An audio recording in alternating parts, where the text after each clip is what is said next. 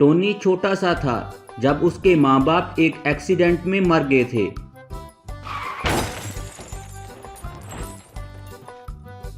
तो उसको पालने की जिम्मेदारी उसके चाचा ने ले ली थी। टोनी के चाचा ने उसकी परवरिश बहुत ही प्यार से की थी। यही वजह थी कि टोनी बहुत ही नेक दिल और ज़हीन था। लेकिन टोनी का स्टेला भाई उससे बहुत ज्यादा जलता था। मुझे तो ये समझ नहीं आती कि मेरे पापा टोनी से इतना प्यार क्यों करते हैं। उनकी असली औलाद तो मैं हूँ, वो तो उनका स्टेला बेटा है, लेकिन मुझे तो कोई पूछता भी नहीं है। क्योंकि टोनी बहुत ज्यादा ज़हीन था, इसलिए वो अपने चाचा की ऑफिस के काम में भी मदद करता था और नेक दिल होने की वजह से वो गरीब लोगों की खूब मदद करता था, जिससे उसको गरीब लोग बहुत ज्यादा दुआएं देते थे।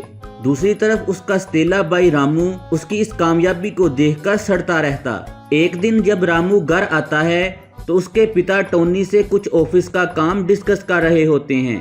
क्या है पिताजी, आप मुझसे ज्यादा इस टोनी से प्यार करते हैं और ऑफिस के सारे काम भी इसी से पूछते हैं। मेरी तो आपको कोई परवाह भी नहीं है, ये तो आपका स्टेला बेटा है। अरे नलायक, अपनी बकवास बंद करो।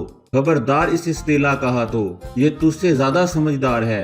अगर तुझे थोड़ी सी भी अकल होती तो आज तुम आवारा नहीं फिरते, कोई ढंग का काम करते और मेरी मदद करते।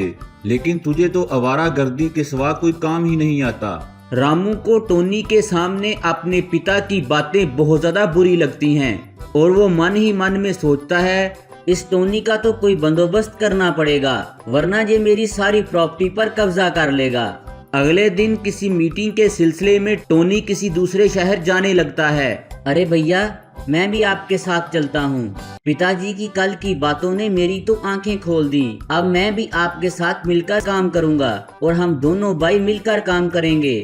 रामू की ये बातें सुनकर रामू के पिता बहुत खुश हो जाते हैं और उन दोनों को साथ जाने की इजाजत दे देते हैं। रामू सोचता है, ये अच्छा मौका है, मैं इस टोनी के बच्चे को मार दूंगा, फिर देखता हूँ पिताजी किससे इतना प्यार करेंगे। वो दोनों रास्ते में जा रहे होते हैं कि टोनी को एक कॉल आती है। टोनी गाड़ी को साइड पर लगाकर वो कॉल सुनने के लिए चला जाता है। जैसे ही टोनी कॉल सुनने के लिए जाता है तो गाड़ी ज्यादा हीटअप होने की वजह से उसको आग लग जाती है।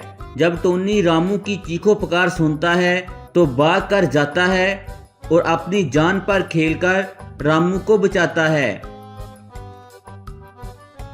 उसके बाद रामू टोनी को सारी बात बताता है कि वो उसके साथ क्यों आया था और वो उसे मारना चाहता था। टोनी, मुझे माफ कर दो, मैं तुम्हारी मदद करने नहीं आया था, बल्कि मैं तो तुम्हें मारने के लिए आया था, लेकिन तुमने मेरी जान बचाई। प्लीज मुझे माफ कर दो। आइंदा से हम दोनों मिलकर काम करेंगे और अपने पिताजी की खूब मदद करेंगे। इस तरह वह दोनों फिर घर वापस आ जाते हैं और जो कुछ भी हुआ वो अपने पिताजी को नहीं बताते और फिर हमेशा मिलकर काम करते।